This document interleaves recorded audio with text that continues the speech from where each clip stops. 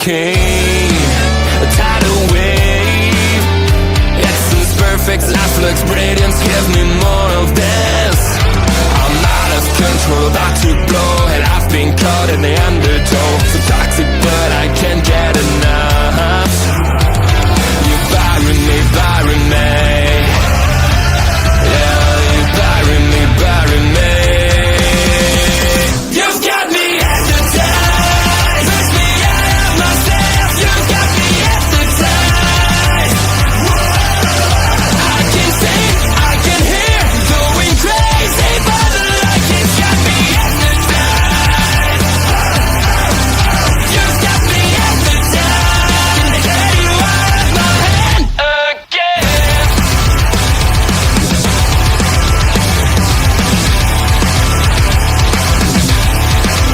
Is it wrong? Is it right? It's like I've won my final war without a fight. I'm out of control, about to blow, and I've been caught in the undertow. So toxic, but I can't get enough. You bury me, bury me.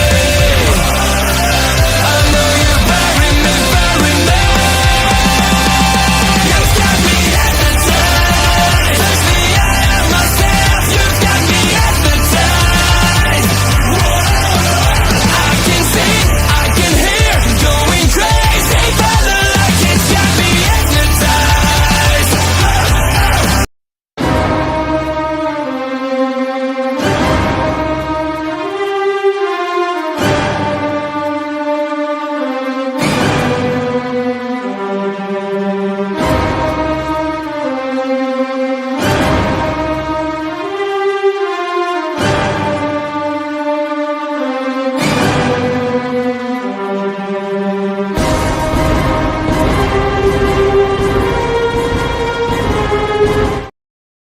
Hello, everyone, and welcome to the finale of What If, Miss. Welcome to the series finale of What If, and welcome to, of course, Marvel Talk. I am, of course, OLED Ed Fries, joined as always by my Marvel Talk tag team partner, the one and only Andre C. How you doing, Andre?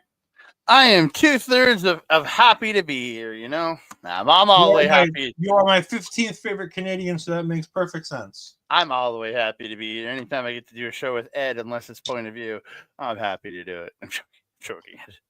So we are here at the finale of What If. We are at episodes 7 and 8. What if the Watcher disappeared? What if? What if?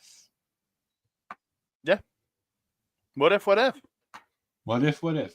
Asking the real questions here. What if? What if? Mm-hmm. These are what good if I just enjoyed I really enjoyed the last 6 episodes of this season.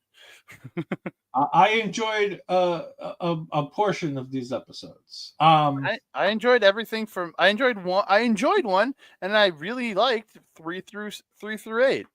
There's only one episode from this season I don't care for, and that's episode 2.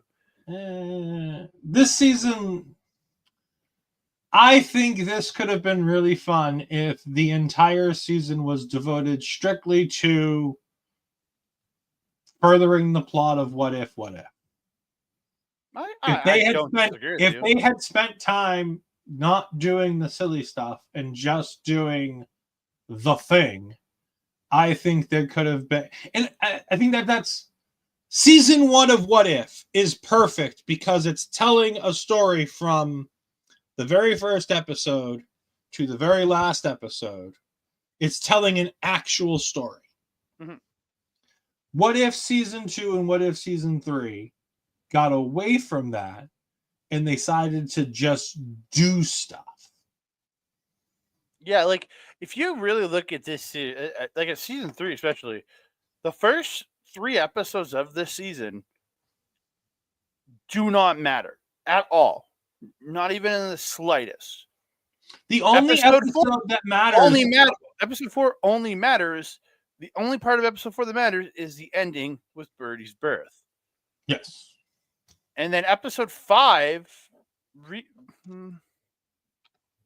really episode 5 and 6. The Watcher does something in episode 5, which is they only matter. Again, they only matter because it's the Watcher's story. It's only the Watcher's involvement in those episodes that really matter.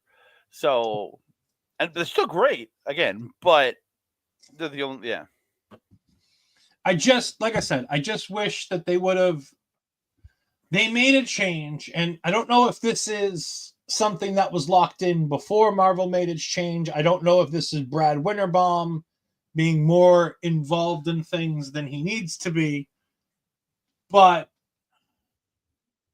I think this could have been done better if What If season 1 is the best What If season. Period. End of story. easily. And then you can literally cherry pick episodes from the rest of the other 2 seasons to enjoy without having to watch the entire series. Yeah, I would agree Which, with when that. you're doing an 8-episode run of a specific show, they should either all be individual episodes with no congruent story, or they should be a congruent story. They needed to pick one or the other, and they chose not to do either.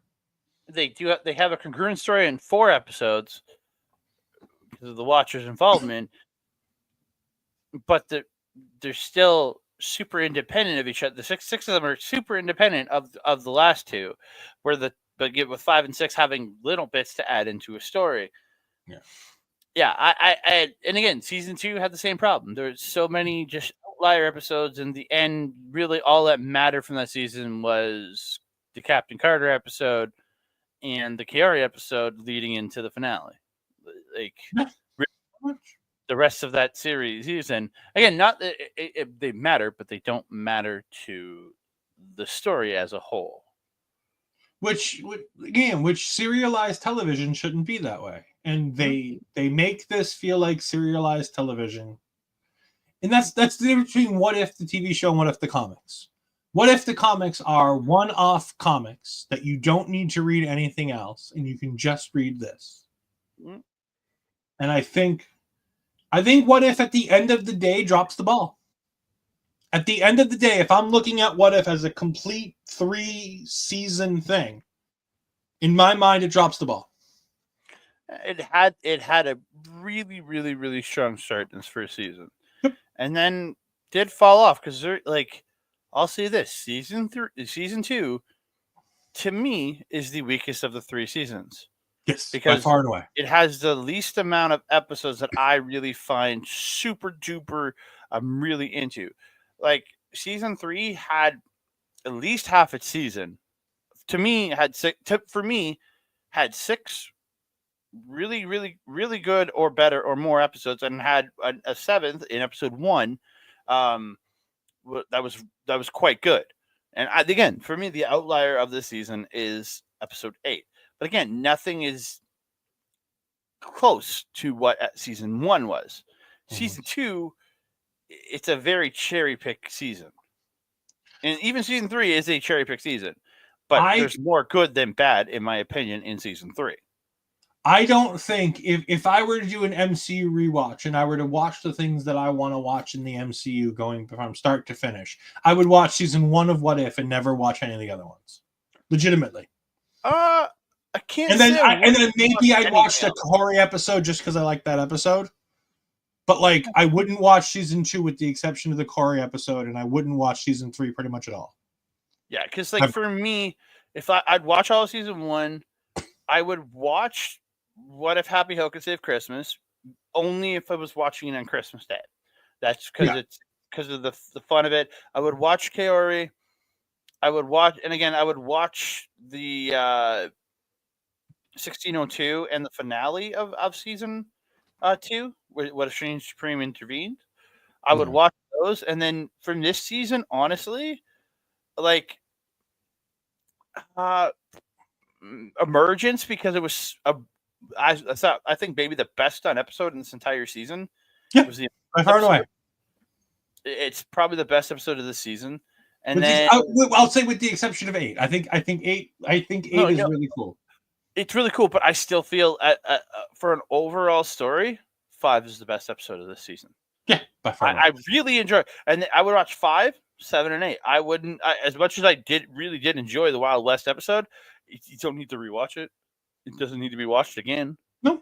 It's great. No. I really enjoyed it. I thought it was great, but again, its characters mean nothing to its characters in the end mean nothing. Same with like the Convergence episode. Its characters mean nothing in the end outside of the Watchers and interference. So let's focus specifically for right now, and we'll come back to this again at the end of the show. At episode 7. What if the Watcher disappeared? We begin in a reality from season 2, which again, from season 2, so good for them for doing this. What if Nebula became Nova Prime? Yeah, because she's in there. Yeah. Yeah. So this is the Nebula which was noir. one of my least favorite episodes of that season. That one bored the hell out of me. Captain Carter arrives in the time sphere, which is interesting only because the Kang chair, right? It's the Kang chair, yes. Yeah. Which I think is the only reason this isn't remotely interesting is because of the fact that she's in the Kang chair. Yeah, and she basically saves Xandar from the Hydra champion from the first season. She's still fighting that thing. Isn't that Steve? No, this is the original Hydra champion. Okay, not the Stomper. It's okay, the champion. Not the Stomper. For some reason I was thinking the Stomper. My brain had Stomper for some reason. Okay. Yeah, so she defeats the Squid Monster, and we see that she's now on a team with Kaori, an aged-up Birdie the Duck, and Storm, Goddess of Thunder, and wielding Mjolnir herself. She obviously murdered Thor to take it. I just gotta believe she murdered Thor and took his hammer. Well, then she probably wouldn't be worthy. Oh, look, she's worthy because she murdered. She's worthy because she's more worthy because she killed him. But in that universe, there was no worthy thing. Maybe in that universe, Odin came to Earth and decided. It's like, ooh, I like you. I'm gonna give you the exactly. Hammer. And then I'll give you Mjolnir after. After the four of them defeat the Hydra champion in its entirety, finally, once and for all, we see 3 pieces of the shards of the observational plane, the 5th dimension, fall to the ground. And of course, finally tying loose ends from season 2, Captain Carter says, "I recognize what these are. We're in trouble." And then Storm just knows what they are too, which is weird. But Storm is an all-knowing being. No, she's not. Being at this point. At no point in the comics is Storm an all-knowing being. Ever. But that's the interpretation you get from this version of the What If character. That she's kind of all-knowing. Yeah, that was weird. Also, Birdie has an immense amount of knowledge for some reason. Oh, she has her mom's brains. Her mom was a genius. No, her mom was an intern. Yeah, but who secretly became a doctor. Genius.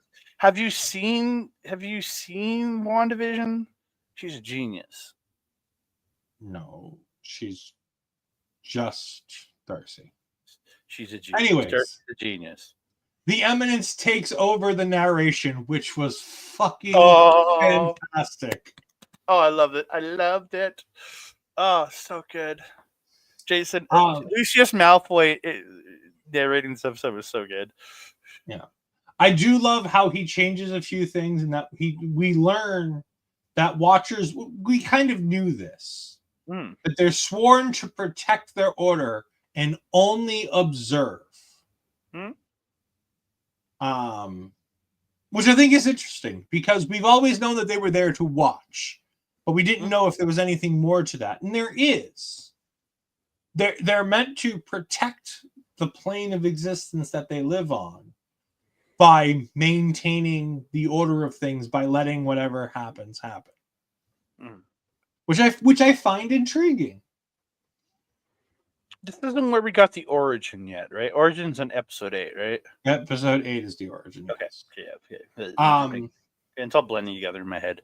Yeah, this is where the three of them go ahead and start talking about to the Watcher, or as we'll start calling him now, even though he doesn't name himself until the next episode, Uatu. We all knew this was Uatu. Yeah. We all knew this was Uatu, but so the Eminence and his cronies are saying that that he will pay for the heresy that he has created. Mm. And again, this was the most compelling thing I've seen since season 1. Like, I love the Corey episode, don't get me wrong. But stuff... I'll disagree. Episode 5 still beats. Episode 5 for me personally still beats it, but this was really good. I love the idea of having, learning about the Watchers and learning about what they believe and why they believe and all that fun stuff. And I love the idea that it's almost like a cult. The Watchers are really essentially a cult, which is interesting. The cult of no personality. The no personality.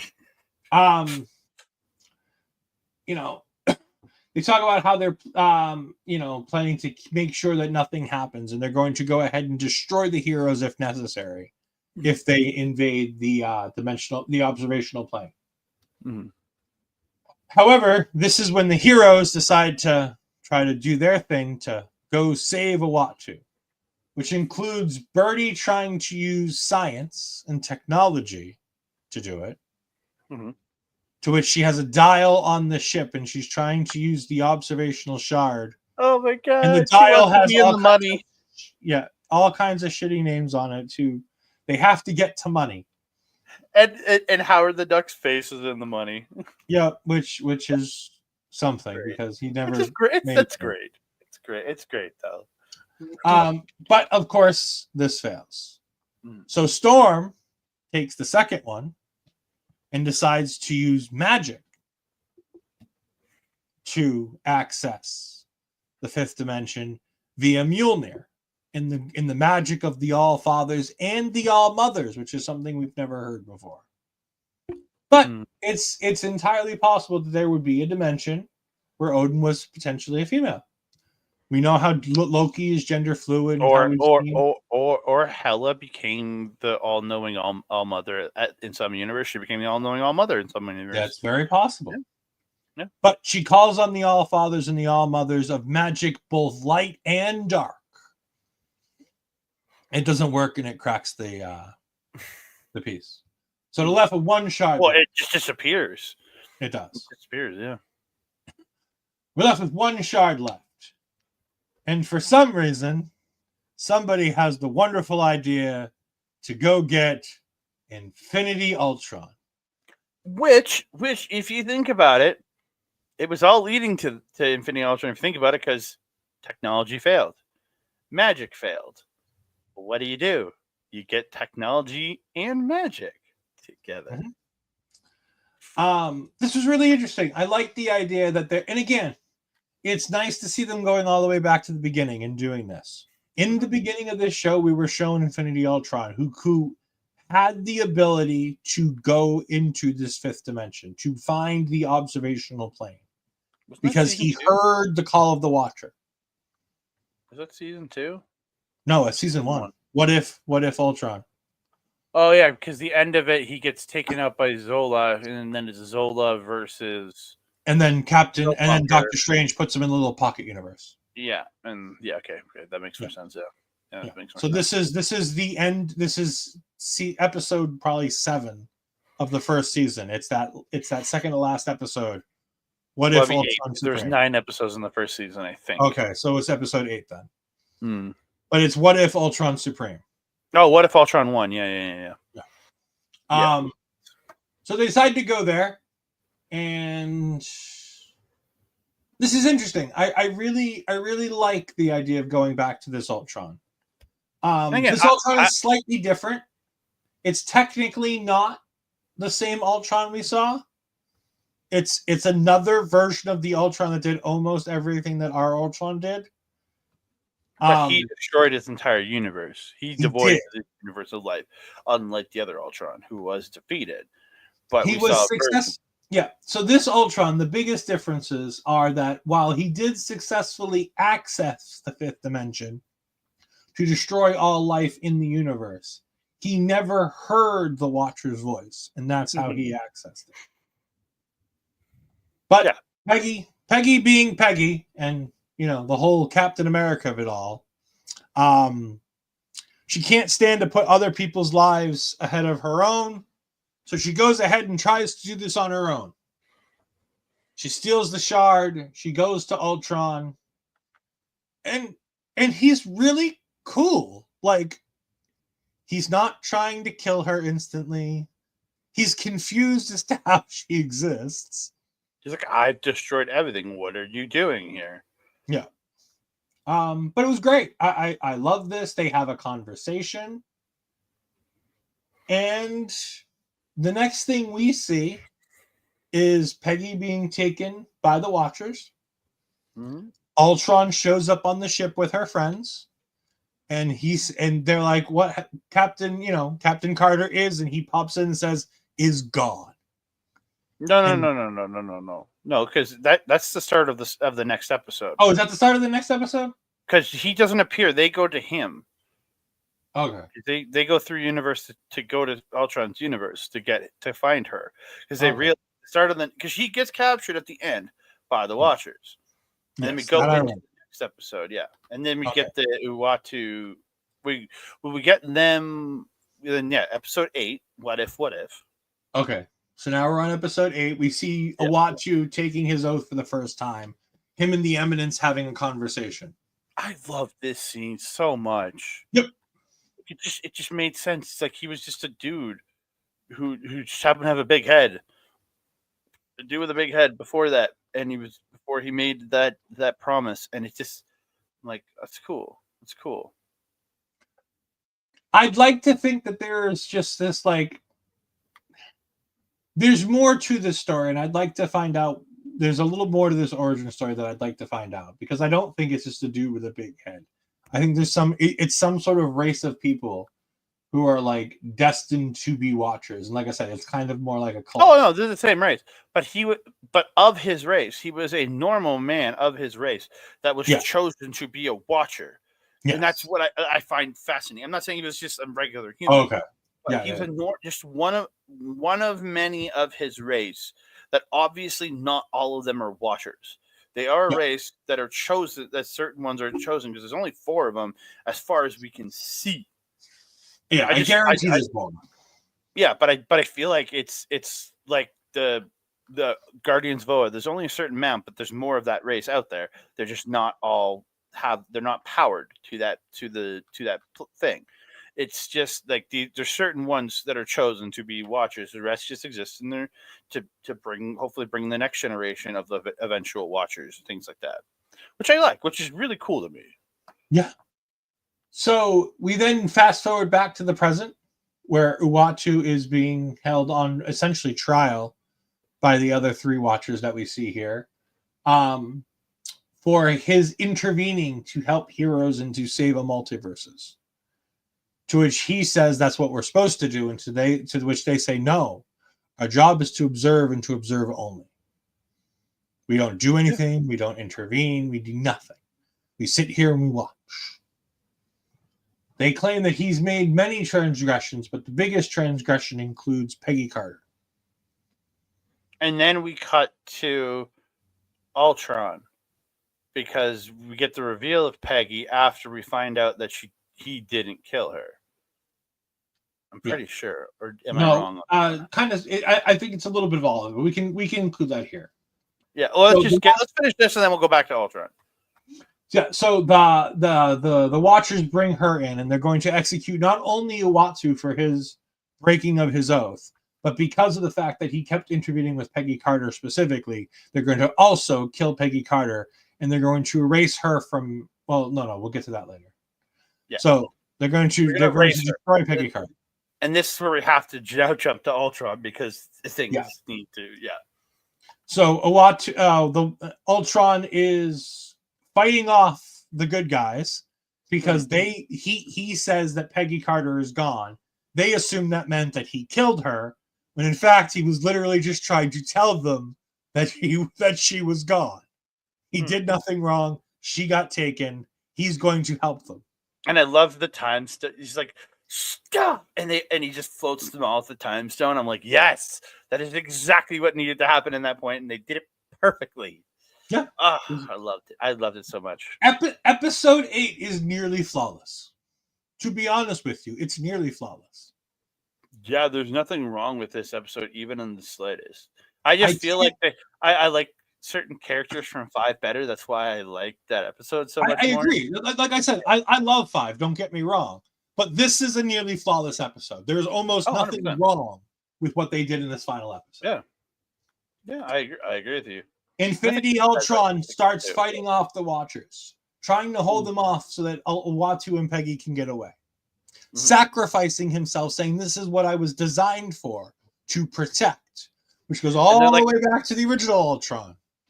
And I love how, I think, Ultron's realization when he's talking with the Avengers about how he realized that he had to figure out that destruction of all life isn't peace, because you can't have peace without life, but you can't have life without turmoil. So he has finally come to the understanding of life has to exist to have peace, but turmoil is part of peace. And I'm like, that's just weirdly, awesomely poetic, and I love that. Yeah, they did a lot of really good stuff for the brief time that we see Infinity Ultron, there's a lot of really good stuff. Yep. The ship tries to get away, and they decide that they're going to go to Supreme Strange's universe. Oh, my favorite point, have no power. Well, my favorite point here, because they end up on one planet first. They end up on that kind of barren planet. So we're still in the ship, and they're trying to figure out what to do and where to go. So they're going through different multiversal dimensional observation planes, and that's when somebody has the idea that we should head to Doctor Strange's universe. So they're trying to head there. However, and then they get crashed. Yes. However, the Watchers crashed them on the barren planet that you were talking about. Yeah. Sorry, because you said they went to there. I'm like, not yet. No. They were attempting to go there. Yeah.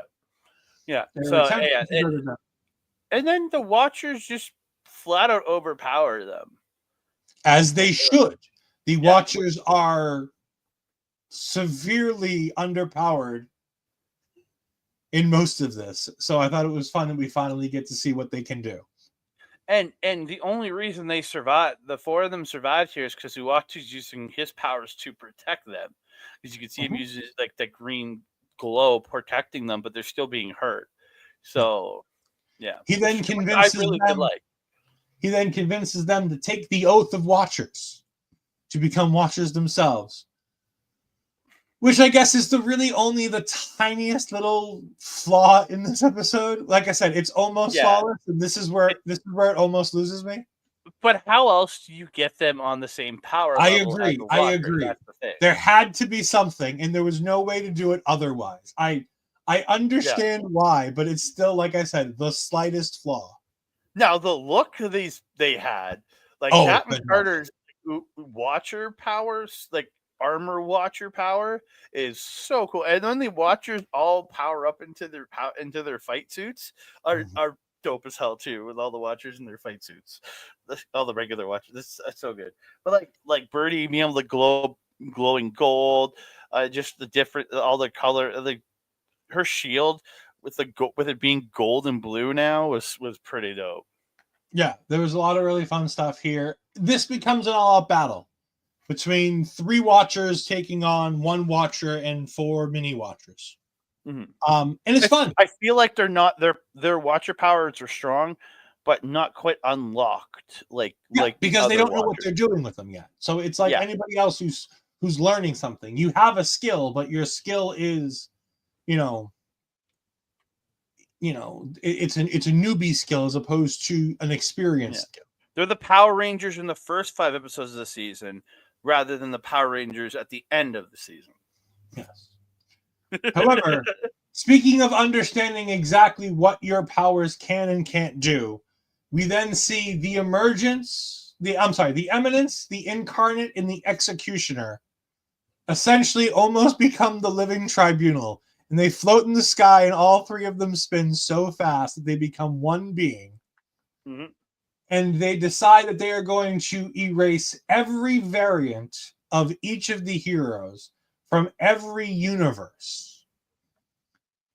And the effect is the coolest because you see, as this power is waving over some of the heroes, you see a The variant close-up where you popping start, literally, you start seeing variants just rip out of them and get erased. It was sensational. So, in this moment, are all the variants that ripped out of them gone now?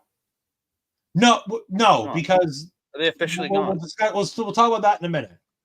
But I love the idea that, you know, not only did they erase every variant, they erased every variant, and you never existed. So any effect you would have had on your timeline just by knowing people is now changed.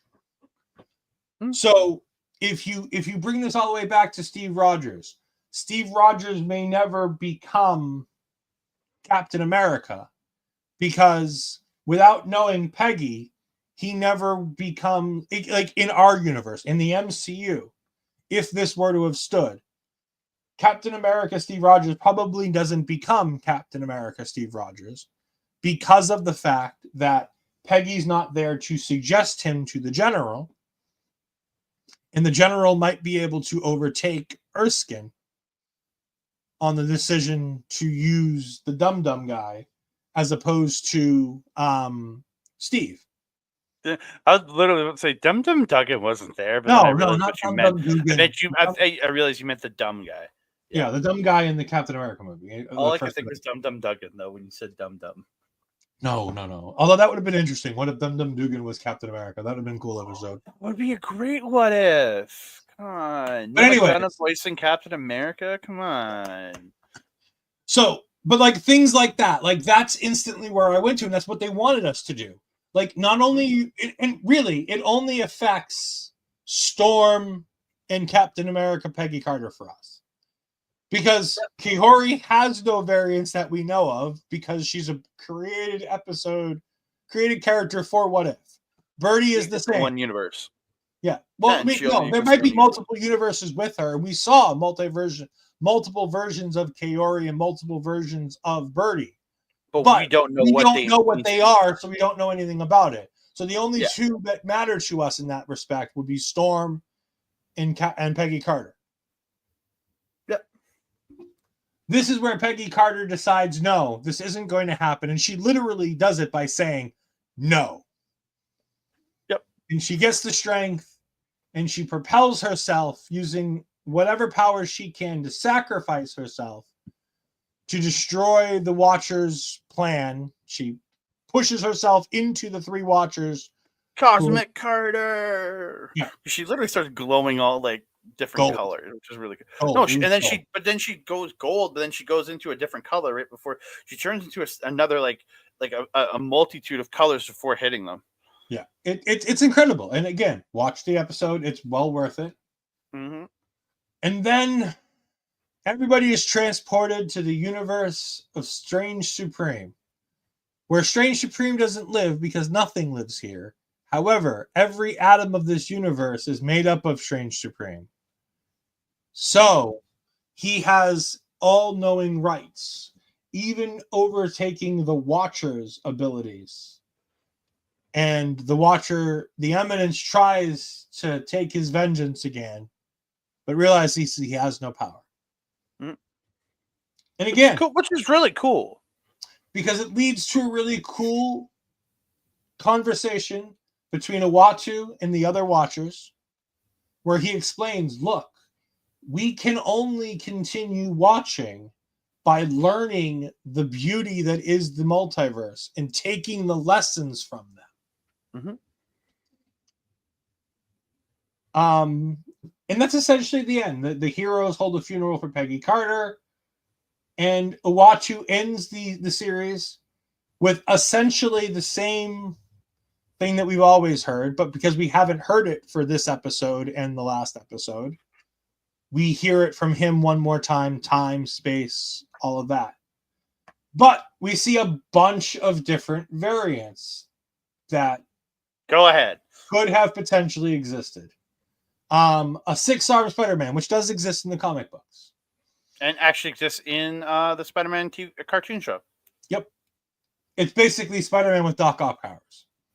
Oh, I thought you meant Man Spider. Well, no, there's Man Spider too, but this 6-armed Spider-Man is almost it's a version. It's a version. Giant Spider. Doc Ock. Giant Spider. Giant Spider. Yeah.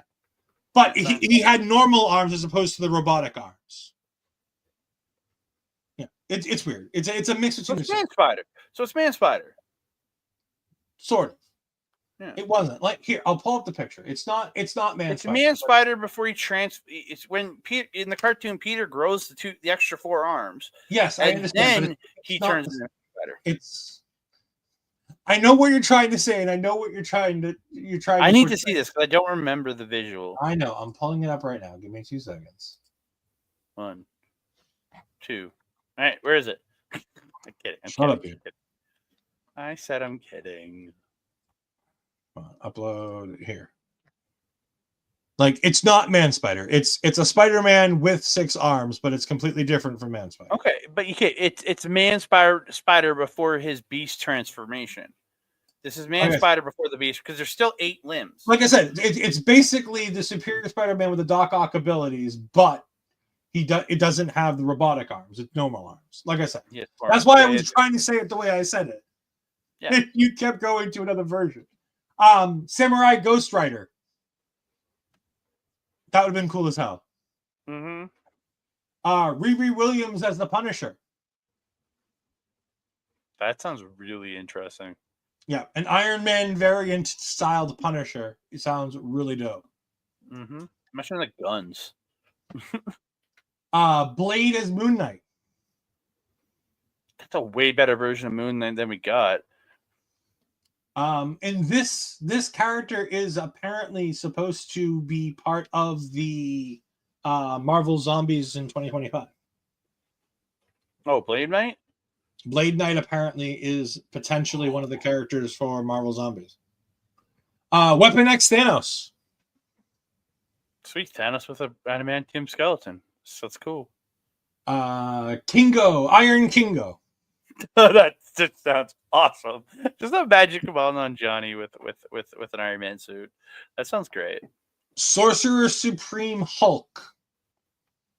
Specifically Hulk Maestro, but essentially Hulk with the powers of the Sorcerer Supreme. That sounds destructive. The Scarlet Witch, Howard the Duck. Scarlet Howard. Jubilee as the Silver Surfer.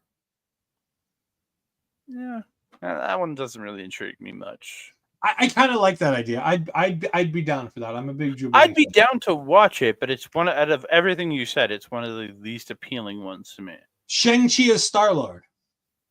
That'd be cool. That'd be cool. The Infinity Witch, which does exist in What If, an immersive story. So there's a 3D app that you can get for like the Oculus and things like it that have a game called What If, an Immersive Story. And you go through a story and it has a variety of characters. There's young Hela with a Mjolnir. There's there is the Infinity Witch. There is Nova Century Carol Danvers. These all exist in that immersive story. So that's where they're pulling those from. Okay. Sheriff Loki just seems kind of fun. That looks again. That makes me feel like it's a version like of a Loki, kind of like when he's DB Cooper. Like I want to see that. Like it feels like it's that kind of jovial Loki. Yeah. Yeah. And that's it. That's the end of What If. Like there's a bunch of cool stuff. That would have been essentially season 4. I feel like. If they'd got a 4th season, that could have been the characters we could have seen in season 4. Potentially. I think that's what they're putting out there. Kind of just this is what ideas we had for other episodes that are never going to get made. I think is what that is.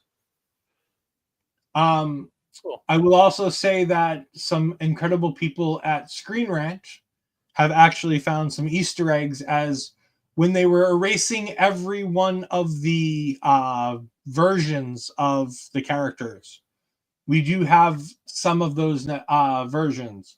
A Black Knight version of Captain Carter. A Sabretooth version of Peggy Carter. An Elektra. A cyborg Captain Carter, much reflecting Deathlock from the Marvel Comics. And an Asgardian Captain Carter. For Kaori, we had a Kaori as if she were Apocalypse. There was a Western version of Kaori, which seems a little too close to home, I'll be honest. Cowboys and Indians with Kaori just seems like a bad idea, but let's go with it. Yeah, that kind of makes me go, really? Really? Come on, guys. That just seems like a problematic one. I don't know what Marvel was thinking there. A Kaori version where she is Cloak of Cloak and Dagger fame. The ability to send people from place to place. There's a Captain America version, a Mohawk Nation Captain America variant. And there was a variant of Kaori as if she were a classic X-Men from the original X-Men team. Cool. Yes. Birdie had a couple part of the Nova Corps in a cartoon style, more like Howard the Duck comic cartoons. That's cool. And of course, there was only a single one that they were able to make out for Storm, and it's the one Storm that everybody kind of wants to see at some point. Black Panther, where she is the Queen of Wakanda, because that is the comic book. One of the great comic book origins for Storm is that she is a Wakandan and she is Queen of Wakanda, married to T'Challa. Which is, I honestly think, one of the ways we might get her in the MCU. I think they're going to recast the T'Challa with Toussaint, and they're going to have her meet him, and the version of the X-Men Storm that we get is going to be a Wakandan queen.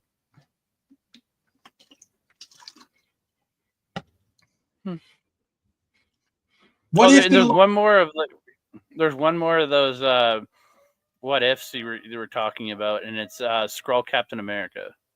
Yeah, but you didn't seem interested, and I didn't love it either. I think it's funny. Skrull Captain America sounds cool. Skrull America. Skrull America. Fuck yeah. All right.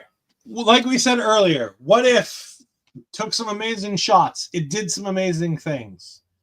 But at the end of the day, I don't think it lives up to the comic books, and I don't think it lives up to its own season 1. At the end of the day, What If is kind of a failure. I wouldn't call it a failure, but I wouldn't call it a runaway success. Like, if it was that successful, they wouldn't be ending it. But it's not. Again, it had a great season 1, had pick'ems in season 2, and had some pick'ems in season 3. So again, not a failure, but not like it was a C+ overall. I'd almost give it a D-, because I think season 1 is so good, but season 2 and season 3 are so, for me, season 3 is so almost bad at points. Like, there are 2 episodes that I think are broadly fine that I had fun with, but would never ever rewatch. The first 2 episodes of this season I really enjoy, but at the same time, I have zero desire to ever watch them again. Especially since they have no narrative tie to anything else that we're doing. Yeah. And that lessens them in my mind, because if they were, fun things to watch in and amongst themselves, but had a narrative tie to the rest, okay, cool, it gets a bump. There's so little of season 2 and season 3 that matter to the overall story that at the end of the day, I kind of just don't care. Like, I really wish, like, you had the great story in season 1. What I wish for that happened in season 2 and 3 is they had just gone more What If. than anything, and just give everybody a singular story. You don't need a wrap up at the end. Just let everybody have a story, and then you can still tell in like season 3 here. You can still tell episode 7 and 8 the way you want, and Watcher has to call instead of maybe you have the way the Watcher calls Captain Carter, calls Kaori, calls Storm, calls Birdie to his side to help him. Yeah. Instead of them running us following them to rescue him, maybe he calls him and they're like, "Oh, let's do this and fight." But that's where I think this season, where this series has failed in the episode 2 and 3, is they tried to do pick'ems, like one-offs, while also trying to tell a story, and that's the issue. Where they did some and I think if I look at this, if I ignore the overarching story, at least the last episodes of this season, and I just think about those 6 episodes as singular what ifs, great job. Outside of episode 2, great job. Even episode 2, as much as I don't care for it, it's still a well done episode. As if you're just thinking about them on their own, they're well done episodes on their own. I know you don't care for episodes 3 and 4. I understand that, but if you look at it as an on your own thing, from to the masses, like I don't see 2 as an interesting one, and you do, but they all have their own merits as singular stories. But the problem with the series is it's an overarching story series, and that's the problem with especially the first 4 episodes. They, other than Birdie's birth in episode 4, nothing is. That's the only thing that matters in the first 4 episodes is Birdie's birth. Episodes 5 and 6, the only things that matter are the fact that Watcher intervened in each episode. Yeah. So again, it's you're right. It's the overarching story. I wish everything worked out well on their own. I wish. Andre, you've got your busiest week of professional wrestling in the last week or 2 coming up. So why don't you tell the good people where they can find you and where they can find all the great coverage of all the great stuff that you guys are covering? You can find me on the X at that Canada Guy, TikTok, Instagram, that's at that Canada Dude. All right, you can also find me on Blue Sky at that Canada Guy. You can find me on our Mine and Mel's Facebook page, on Facebook at Andre and Melville Wrestling Talk. You can find us on YouTube, youtube.com/@Andre and Melville Wrestling Talk, as it scrolls along the bottom there. We have Stardom Review is going to be the first thing we're doing in the next few days, covering Dream Queendom, which came out this morning, which I got to get watching. It has. We're going to have the debut of Did You Noah at some point whenever we get to see the Noah show from Noah New Year. We're covering Marigold's First Dream. We're covering Stardom New Year Dream. We're covering Wrestle Kingdom. We're covering Wrestle Dynasty. And then on the 11th, we will also be covering Battle in the Valley with some follow-up from Wrestle Kingdom. So get ready. So much is coming. So much is coming. Yeah, and of course you can catch all of this in different forms on A Plus Productions. Andre's got a great end of year review of best and worst coming out on A Plus Productions that he's recording. We are recording that the staff. We are recording our best and worst of with the A Plus crew: Boris, Matt, and Paul Yorkie. We are going to be recording that this afternoon, which will come out. We're going to be coming out in two separate episodes, a best of and a worst of, over the next couple of weeks. So check out aplusproductions.com and add the wrestling feed to RSS so you can find out our best and worst of the year. And of course, please make sure that you're also supporting a great friend of the channel and a great friend of Andre and Melball Wrestling Talk with Mike the Ref. You can find him on Twitch at twitch.tv/Mike the Ref. You can find him on YouTube at youtube.com/Backbreaker Video and Backbreaker Gaming. He does all kinds of great gaming content, but more importantly, he does sidecasts for almost all of the AEW shows. So please make sure you go ahead and give him a like. If you're on the AEW side, we would greatly appreciate it. He is a fantastic friend of our channel. He hosted our Christmas quiz that I heard went a little tits up because apparently he just, whose lines it anyways, some of the points at the end. So yeah, he drew carried us. The points didn't matter. You can find me on Twitter and Blue Sky at EdFries12584. You can find me on Twitter, twitch.tv/EdFries2002. Tomorrow night, my last episode of 2024, my last job of 2024 for our local establishment will happen as we go ahead and talk about all things awards. Yes, the end of year awards show, my third annual end of year award show. Mel Ball Columns will be covering all things Japanese wrestling. A good friend Conrad from Everything Pro Wrestling will be covering everything AEW.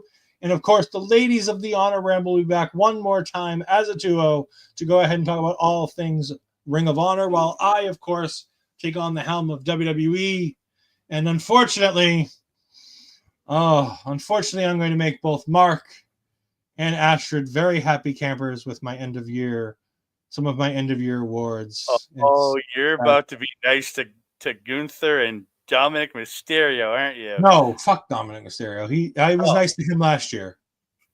Okay, you're gonna be nice to Gunther this year, eh? I might be nice to Gunther. But that is it for us. And if you want to follow anything Our Local Establishment, please make sure you follow Our Local Establishment at all these wonderful places, almost everywhere at Ole Podcast, unless you're watching it on video form. And then it's at Our Local Establishment on Twitch and YouTube.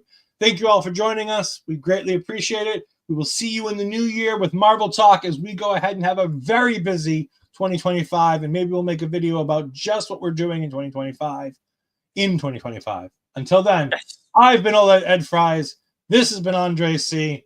Another year down, one more to go. We'll see you next time. Goodbye.